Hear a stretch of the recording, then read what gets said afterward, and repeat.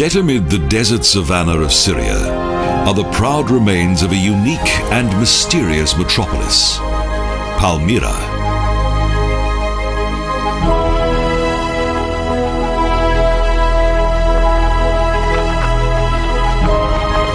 The legendary ancient city was built in this area due to the existence of an oasis, Palmyra. Today, around 30,000 people live in the surrounding area.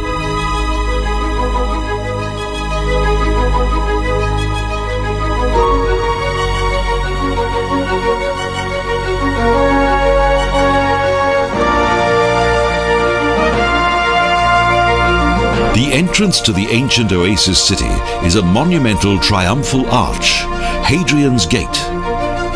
It dates back to Roman times. The Romans did much to influence Palmyra's architecture.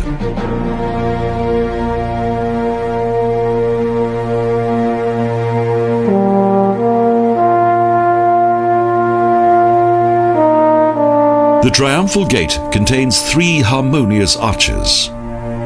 It was built at the command of Emperor Septimius Severus in around 200 AD. Beyond it was a street flanked by columns.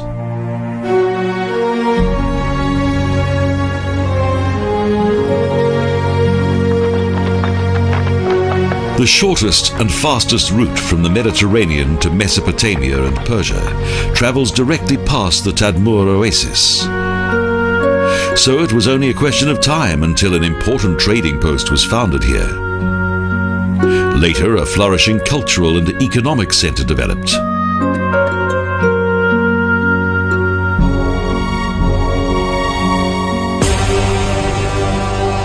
Both then and now, the Great Colonnade was the splendid focal point of Palmyra. This street was laid in the 3rd century AD.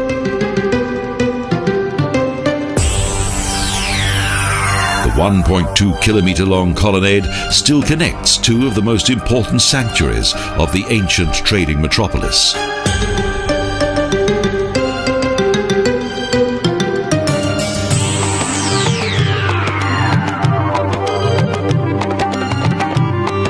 In contrast to many other fine Roman streets, the Palmyra colonnade is not straight, but contains several twists and turns.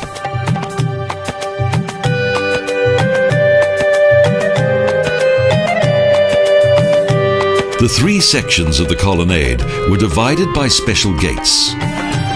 Various statues of the nobility once lined the route to the center of the city, although a number of the consoles remained unused.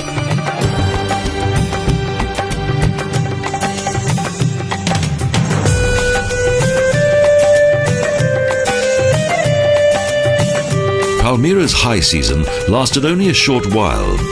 Thus, not all the columns of the splendid street were adorned with statues.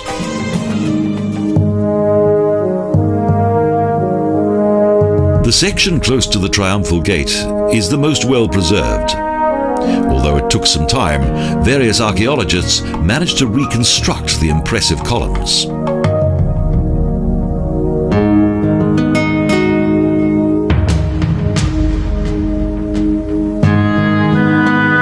Alongside the former route once stood an enclosed 7-meter-wide portico. It contained the entrances to several shops. Most of the goods on sale in the shops were highly exclusive. Their customers comprised the rich upper classes.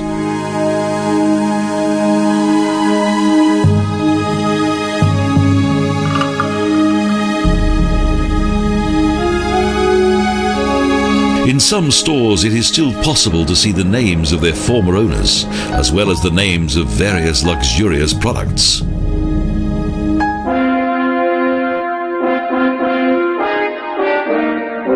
Political and economic power lived side by side in Palmyra. This is indicated by the former Senate building that is located next to an important caravan trading center.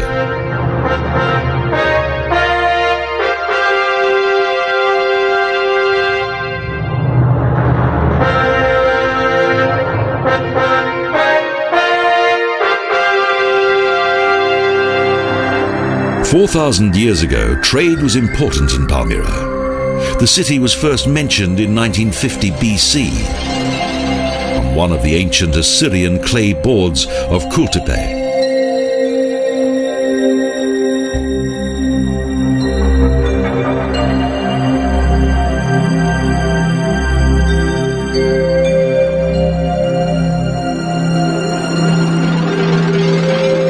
At that time, donkey caravans travelled through the arid desert savanna in what is now Syria. The Tadmur oasis was a welcome resting place. It was also vital for the survival of the region's merchants. An increasing number of people gradually settled there.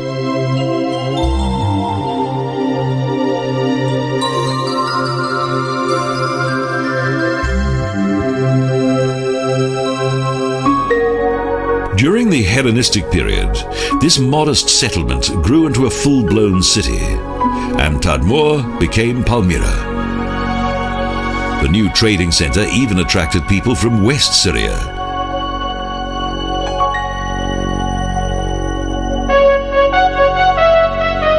While following the Great Colonnade in a southerly direction, there is a most impressive building that dates back to late Roman times.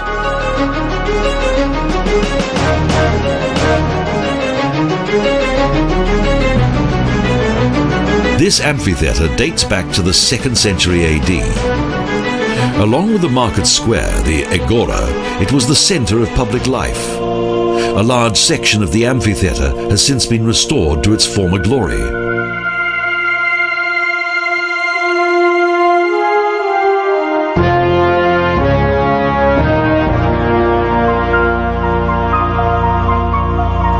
Following the discovery of the wide facade of the stage in the 1950s, it was completely rebuilt. The most recent archaeological research has shown that the richly decorated facade of the stage was once 3 stories high.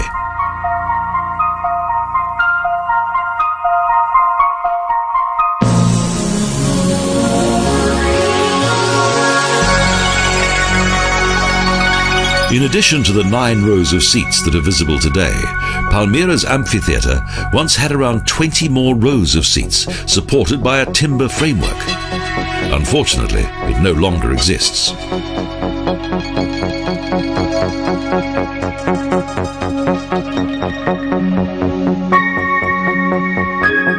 Some archaeologists believe that the amphitheatre served not only a cultural purpose, but was also used for political gatherings. Perhaps so, perhaps not.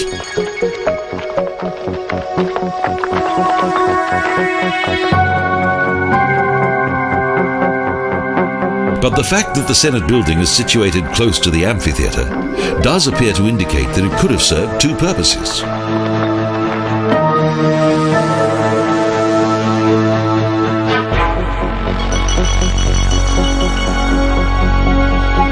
As the Senate building was somewhat small, it's unlikely that political gatherings took place there, whereas the amphitheatre was far more spacious.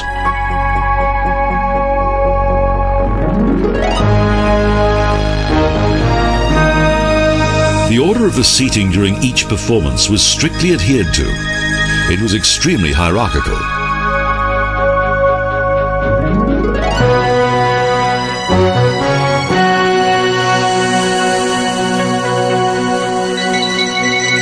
Each member of the audience was seated according to their social status. The best seats were for the most important members of Palmyra's upper classes.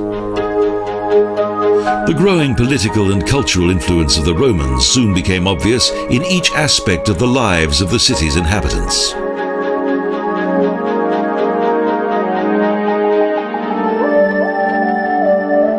Close to the former Agora, the former square in which the city's inhabitants held their weekly market since the 1st century AD, is one of Palmyra's architectural landmarks, the Tetrapylon.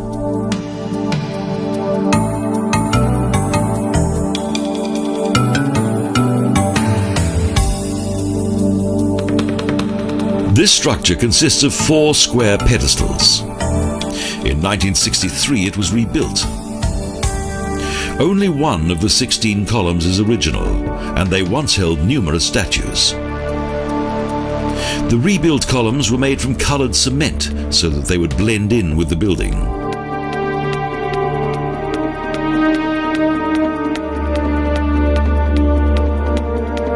The tetrapylon originally consisted of 4 elegant granite columns that had been imported from Aswan in Egypt.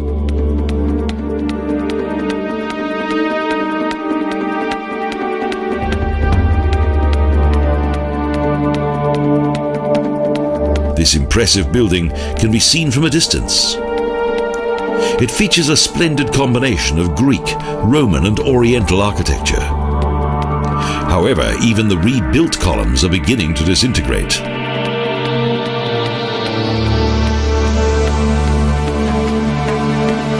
The tetrapylon lies directly on the junction of the Great Colonnade and a side street. This special street leads to the Palmyra necropolis.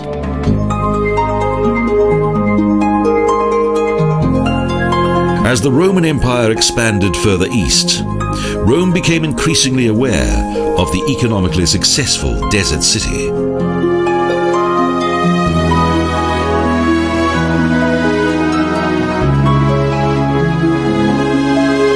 The Romans' northern trading route gradually became less secure in the 1st century BC, so new routes had to be found.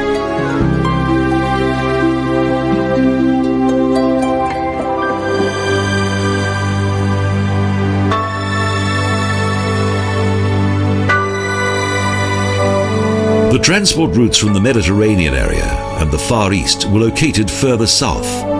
They also passed through Palmyra.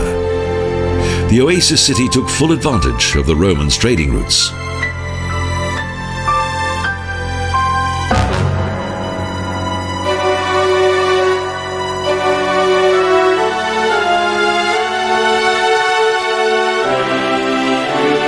Up until this time, the city was named after the Tadmor oasis, but when the town became important to the Romans, it was renamed.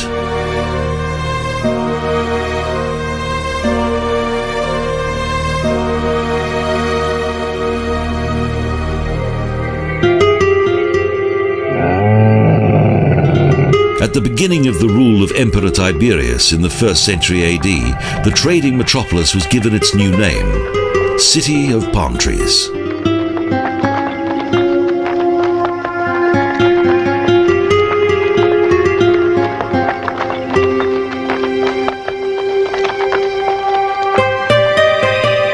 Due to its good relationship with the Parther Empire, an ancient Iranian people, Palmyra retained much of its independence.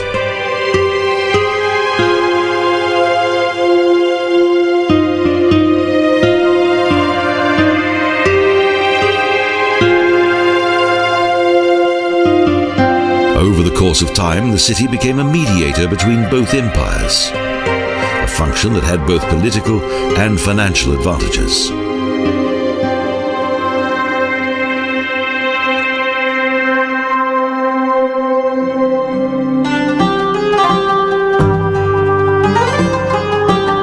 Palmyra was in a good position as it was not annexed to the Roman province of Syria and enjoyed special status.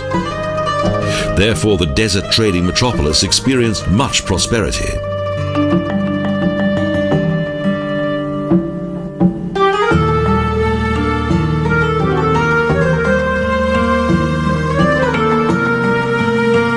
When the Romans and Parthers were enemies, the representatives of both empires met on the neutral ground of Palmyra.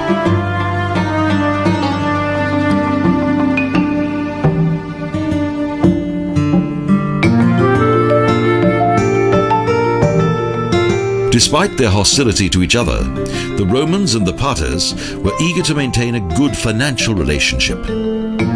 Rome's rich upper classes were accustomed to the precious goods from the Orient.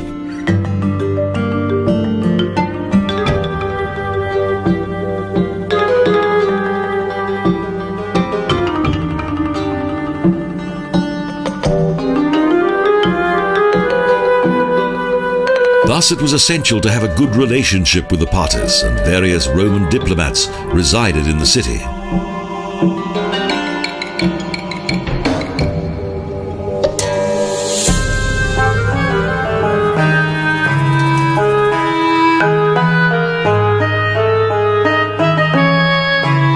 relationship between the Romans and the caravan city gradually became even closer. In 106 AD, under Emperor Trajan, Palmyra became a province of Rome. The city was obliged to provide military aid, something that was to have far-reaching consequences.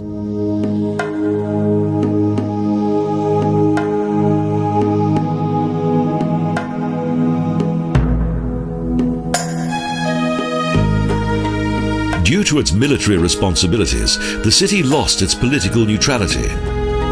However, the Romans honored the city's loyalty with many fine buildings and various improvements to the center of the city.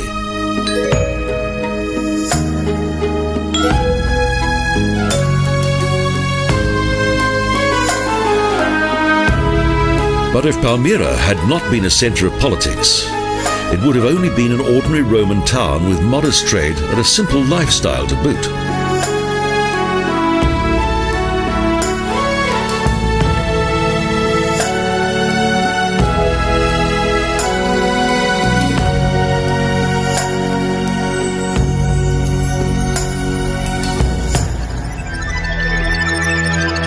At the northwestern end of the Great Colonnade are the remarkable remains of the tomb temple that was completed in the 3rd century AD.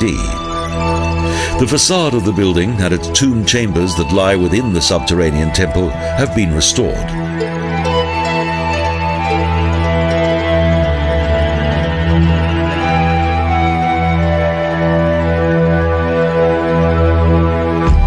But who were the great persons who were buried within the tomb temple of Palmyra? This is still a mystery. The fact is that the city's inhabitants used other buildings to bury their dead.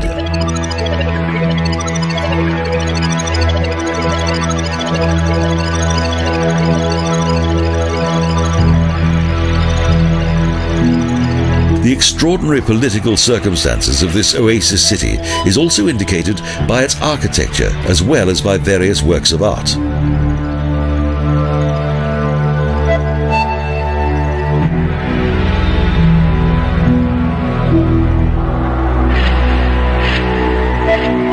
Palmyra's works of art are too comprehensive and diverse to have been the creation of just one city.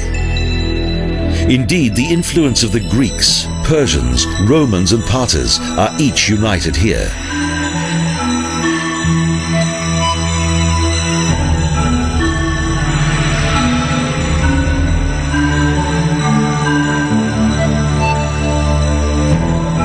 This indefinable style is also evident in Palmyra's architecture. Although much was designed according to Roman Hellenistic architecture, the buildings also have a certain local characteristic.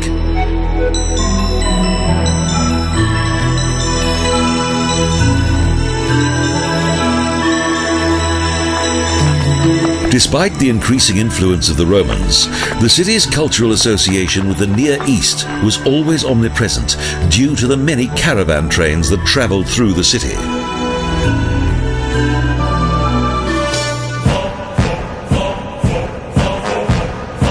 The colonnade leads from the tomb temple to a large oval square. The square was once used as a military camp.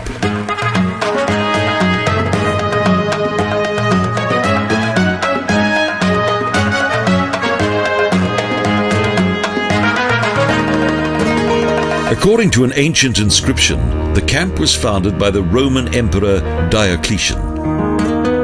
Historians believe that well before the 3rd century AD, the city also contained a garrison.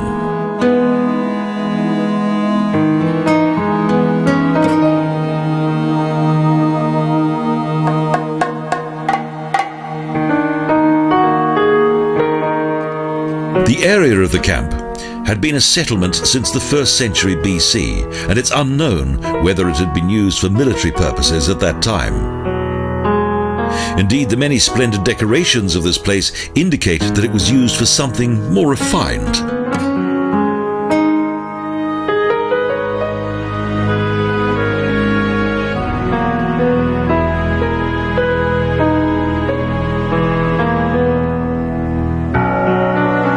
Perhaps the palace of Odenat and Zenobia once stood here. The splendid residence of Palmyra's mysterious and famous royal couple, who finally caused the demise of the city at the end of the 3rd century AD, has never been found.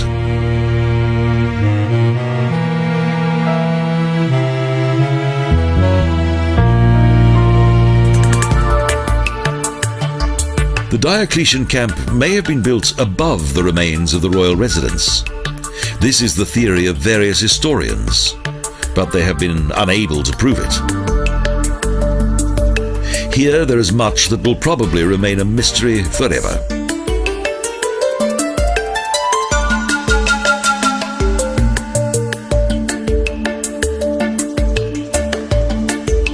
Various artistically worked decorative elements of the Roman military camp were created for the garrison and originated from several destroyed and plundered tombs from the Jabal slope.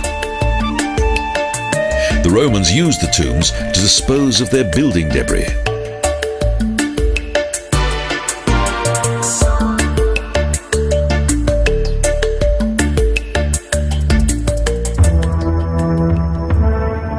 The many well-preserved columns in the Diocletian camp were once part of the Flag Sanctuary, a central place of culture within the complex.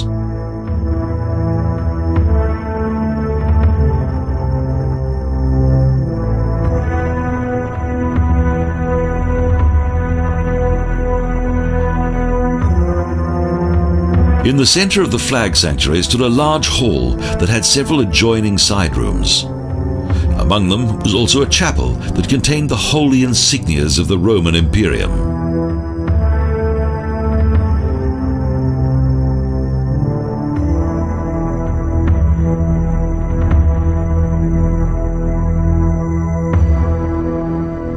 The Flag Sanctuary is situated in a beautiful location. From here there's a wonderful view across the ancient city.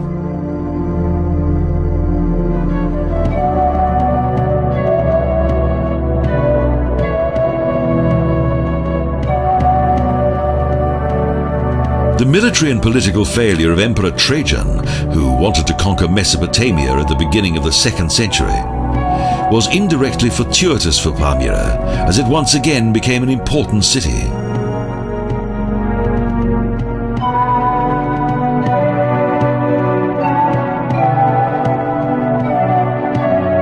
Trajan had overestimated his ability to conquer the eastern regions.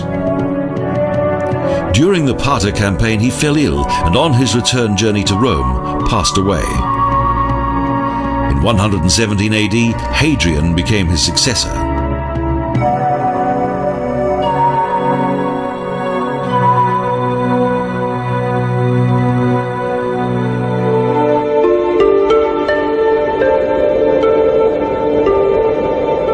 In contrast to his predecessor, Hadrian recognized that an independent Palmyra could be extremely useful for the economic interests of the Roman Empire. However, he didn't give the city its full political independence.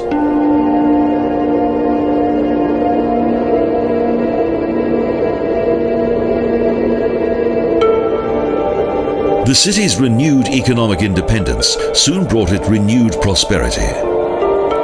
The wealth of Palmyra's inhabitants is highlighted by their necropolis, such as those in the Valley of Graves.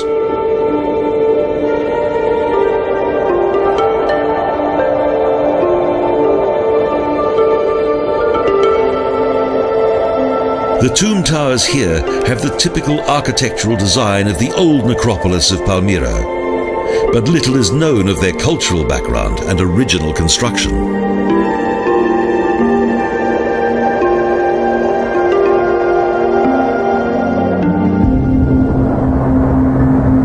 Their unique design originated here.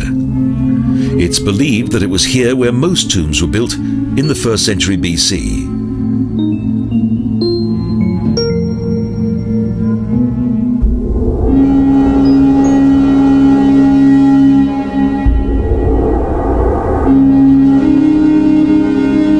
The Valley of Graves contains the most impressive tomb towers. The caravan route from Damascus once led through this valley. The majestic tombs must have been a fascinating sight.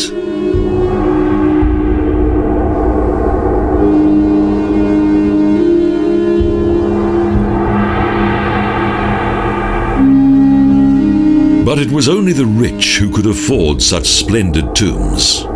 Today, only a few towers remain. Most of them have collapsed over the centuries, and those that remained were used as building material.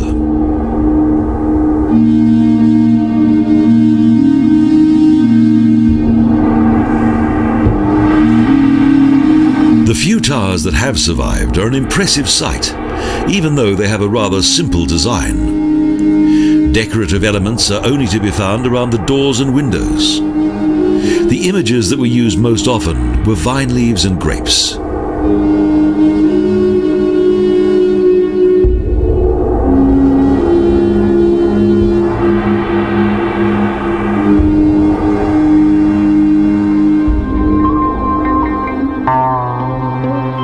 Over time, the towers were built higher and higher. The tomb tower of Jamliku was once 5 stories high and contained around 200 burial niches. Each tower housed several of the dead.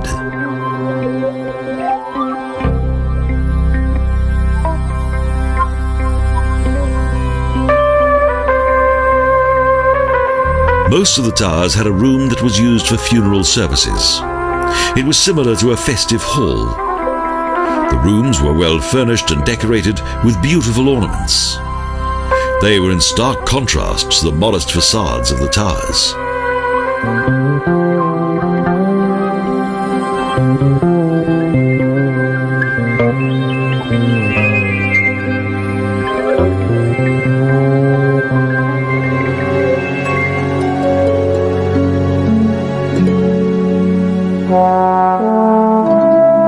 The dead were presented with various gifts. In some graves, archaeologists discovered the remains of numerous precious textiles.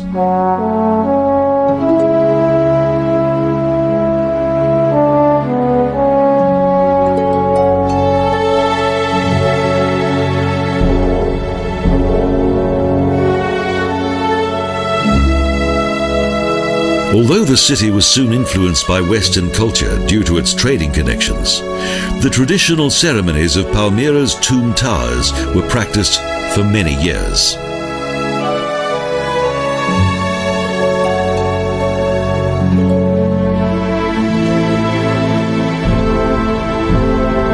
At the end of the 1st century AD, the city's inhabitants began to build further tombs, such as the subterranean Hippogais.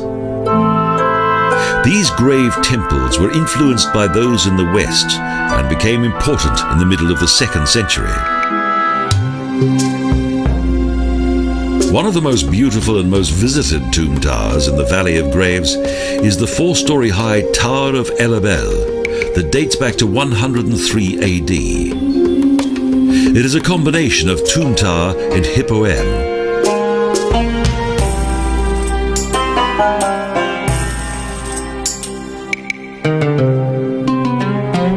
Is one of the few well-preserved monuments in the West Necropolis, and it's open to the public.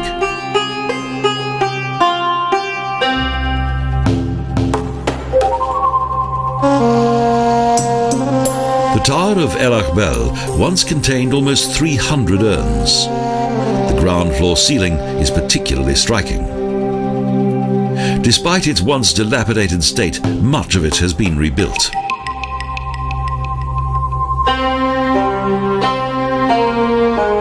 Various headless statues indicate the destruction that once took place here, but it's not known whether it was the Romans or the Arabs who were responsible.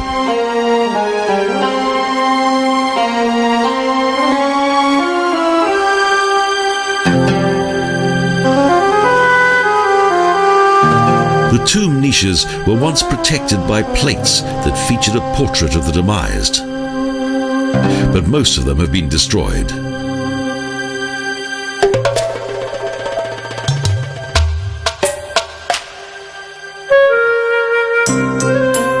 Under the rule of Hadrian, as well as subsequent Roman emperors, the cultivated and proud citizens of Palmyra became increasingly wealthy.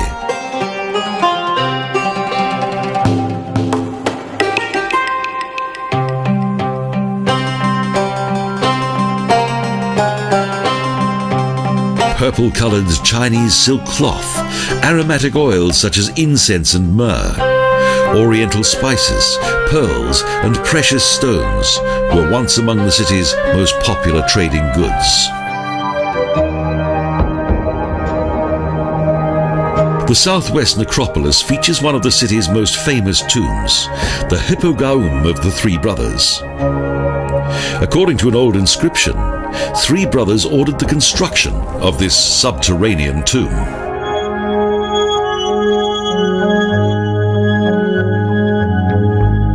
The Hippogaum contains more than 390 grave pits.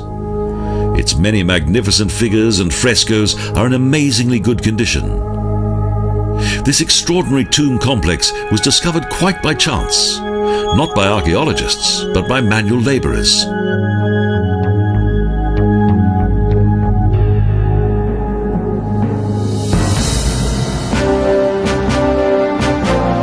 A short distance from the ruins in Palmyra's ancient city centre is a further well-preserved building, the Baal Shamin Temple.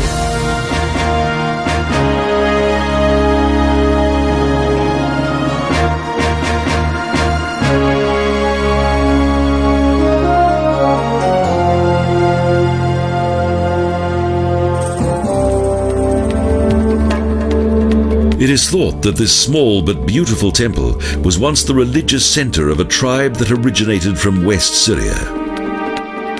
Baal Shamin means monarch of heaven, a deity that originally appeared in Phoenician culture.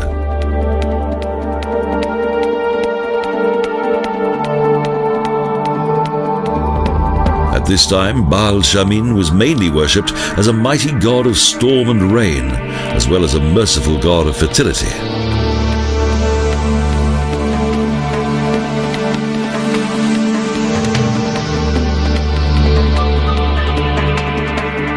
The Baal Shamin Temple has seen much change. The origins of the sanctuary date back to the 1st century AD, and it has often been enlarged.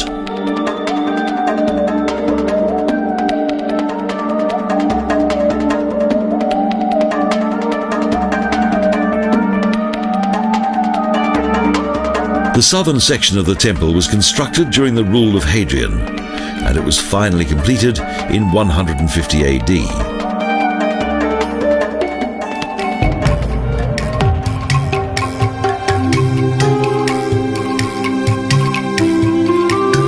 At the beginning of the 5th century, the cella of the temple was temporarily transformed into a Christian church. Its remains are hardly recognizable today, as restoration work was restricted to the original form of the ancient temple.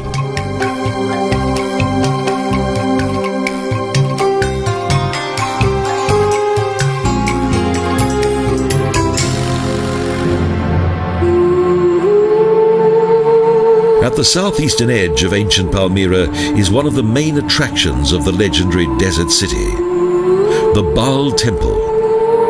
Long before the construction of this fascinating temple, there were once several sanctuaries on this site.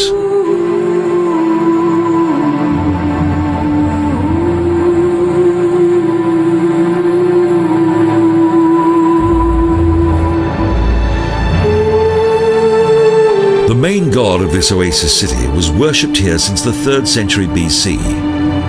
Around 1,000 years later, this deity was associated with the West Semite main god Baal, who was also often referred to in Palmyra as Bel or Bol.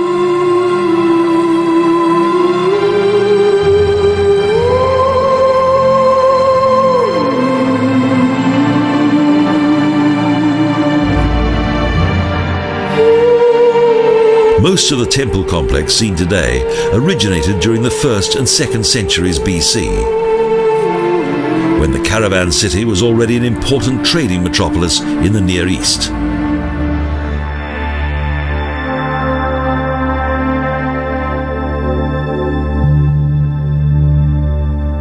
With the consecration of the Baal Temple in 32 AD, construction of the largest sanctuary remained incomplete.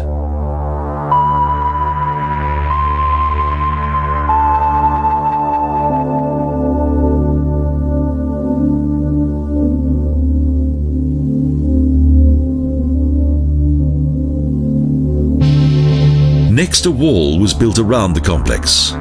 Further improvements such as the addition of the monumental Western Hall and the proper Laon took until the 2nd century to complete.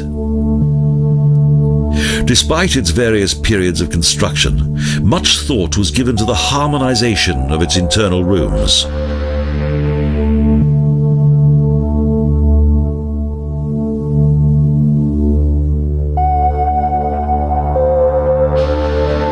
The building doesn't only unite various architectural influences. The religion here also incorporated several beliefs, as the local population was derived from a number of ethnic tribes.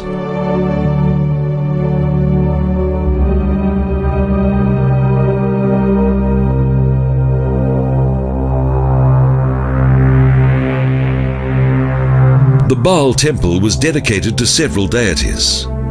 In addition to an image of the main god Baal, the niches of the cellar also contain statues of the moon god Aglibol and the sun god Iaribol.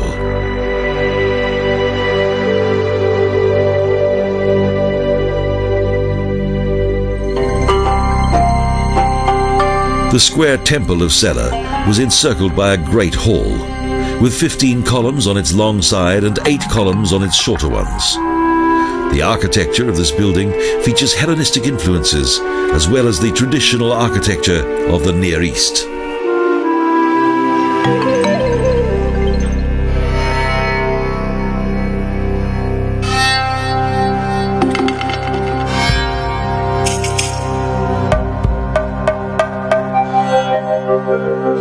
Ionic columns reflect its cultural proximity to Greek antiquity, while the asymmetric design of the Holy of Holies within the temple are in stark contrast to the ideals of Hellenistic design.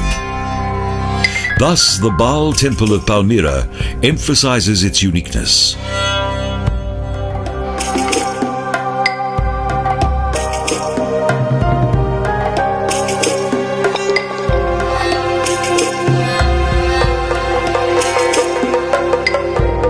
The changing history of the town is also indicated by the further development of this central sanctuary. With the onset of Christianity in the 4th and 5th centuries, the cellar of the temple was transformed into a church.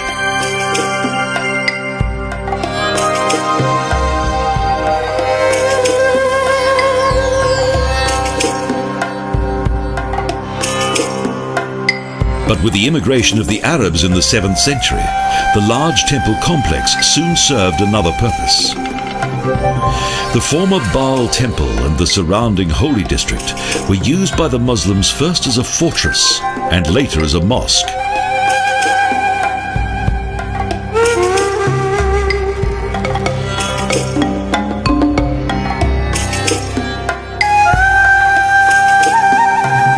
Despite much transformation and desecration, the main section of the final sanctuaries has been preserved for posterity.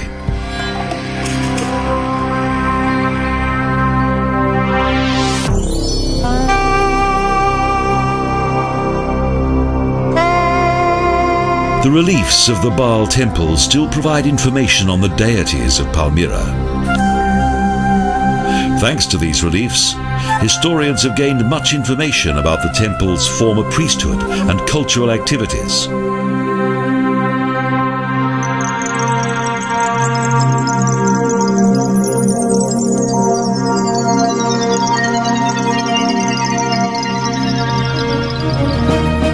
The remains of some of the buildings in the western part of the temple courtyard gave researchers important information about the sacrificial ceremonies that once took place here.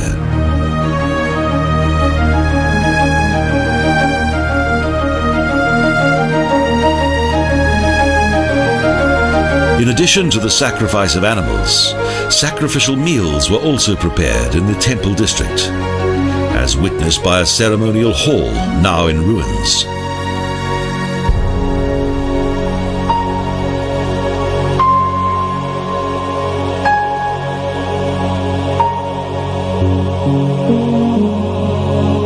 Attendance at these commemorative festivities was restricted to priests and a small handful of the privileged members of the city's upper classes. They were provided with a special permit in order to gain entrance to the festivities.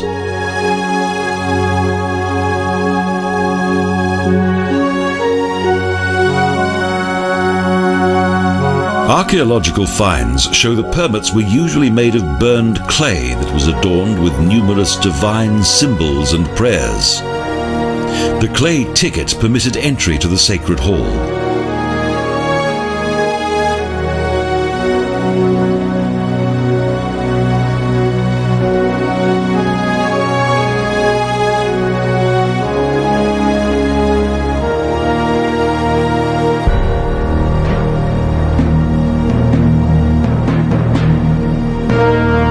Splendidly decorated processions were an integral part of the religious rites of the inhabitants of Palmyra. They travelled up a wide staircase to the terrace of the Baal temple.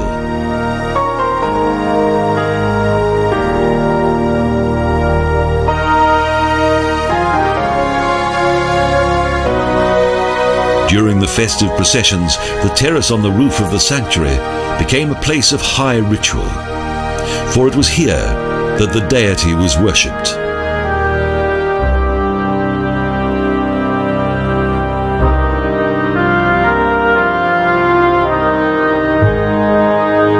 It's also believed that another procession carried a statue of Baal across the fields, so the city's inhabitants begged for rain and a good harvest.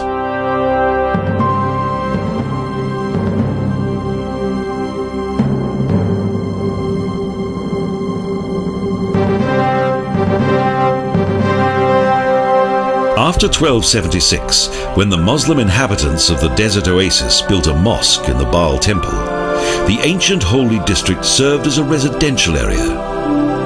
It was not until 1929 that the village-like community that once lived here disbanded.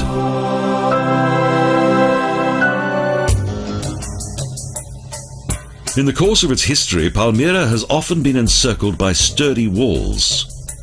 In Hellenistic times, the town was fortified with a wall made of unfired bricks. In later years, the necropolis as well as the vitally important fields and gardens were fortified with strong walls.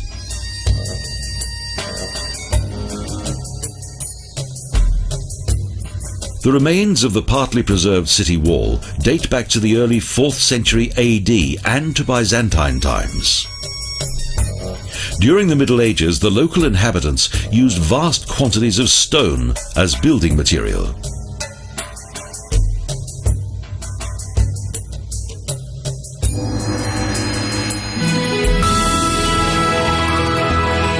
There is a marvelous fairy tale-like building 2 kilometers northwest of the oasis, on a steep rock above the ruins of the ancient city of Palmyra.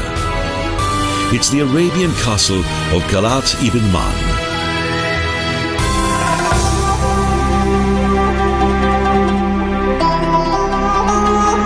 This castle was built above the foundation walls of a 12th century Seljuk fortress. Construction of the present bastion was ordered by a Druzic monarch, Fakir ad-Din II, who used the complex to fend off the Persians.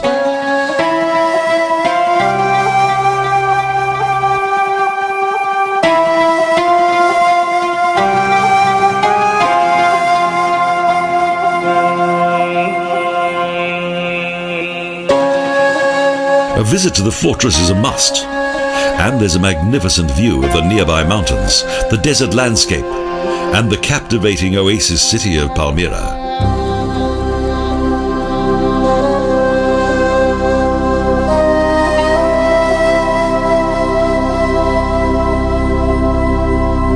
However, the fortress failed in its purpose, as it didn't protect the monarch as intended, because his plans to extend his realm displeased the Ottomans. And in 1635, the Fakir ad-Din was executed in Istanbul.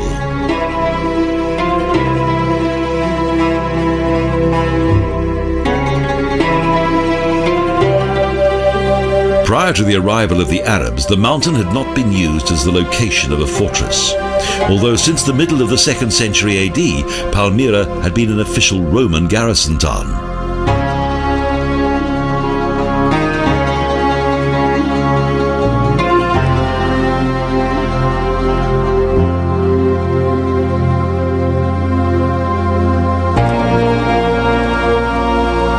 The Parter Wars highlighted the military importance of the city.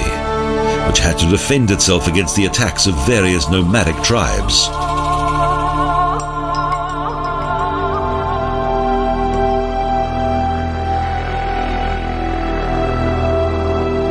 It was vital that the caravan trains that were loaded with luxury goods arrived safely at the oasis, or failure to do so would have had serious consequences for the further development of the city. Thus, good defences were a necessity. All went well until the middle of the 3rd century.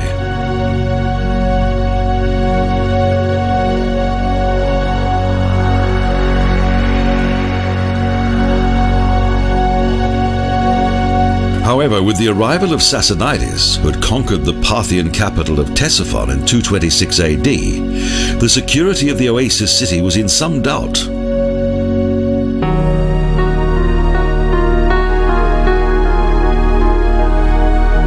Due to the military advance of the Sassanides, trade and also the commercial independence of the town were endangered, as the old caravan routes that led to the Persian Gulf were no longer used for transporting goods.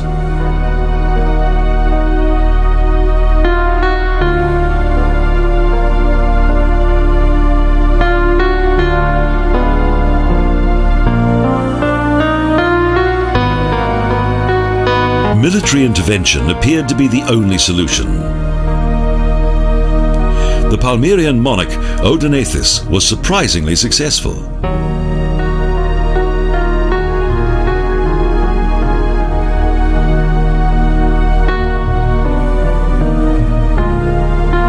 The Sassanidian army were jubilant about their victory over the Romans.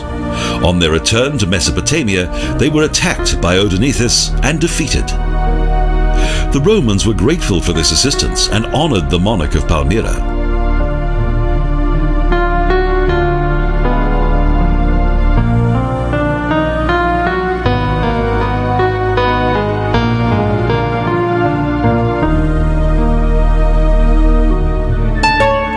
In 261 AD, Odaenathus was given supreme command of all the Roman forces. He was named the King of all kings. But his rule lasted for only a short time. 6 years later, he was brutally killed by his son, Herodianus.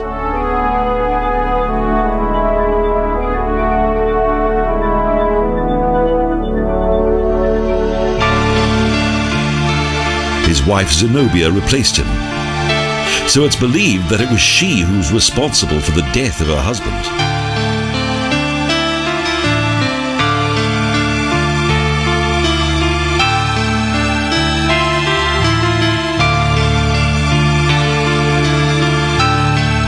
At first, the power-mad princess enjoyed much military success. Her Palmyrian realm soon extended from Egypt to Galatia, that is situated in what is now Turkey.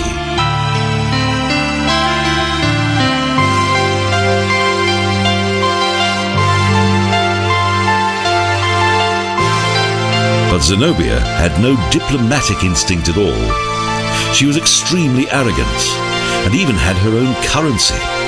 The patience of the new Roman Emperor Aurelian soon ran out.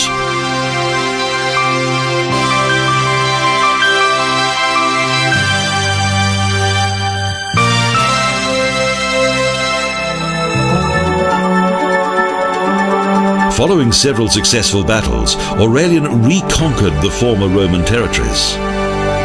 The princess of the desert realm became hemmed in by the Romans.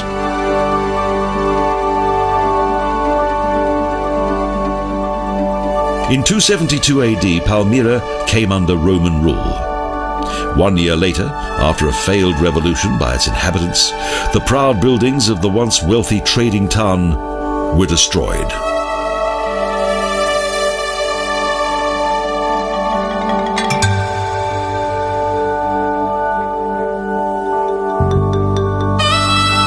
As she attempted to escape, Zenobia was taken prisoner and shortly afterwards died.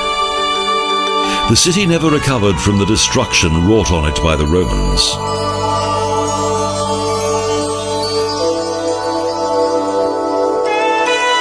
Palmyra fell into oblivion, while other cities became important trading metropolises.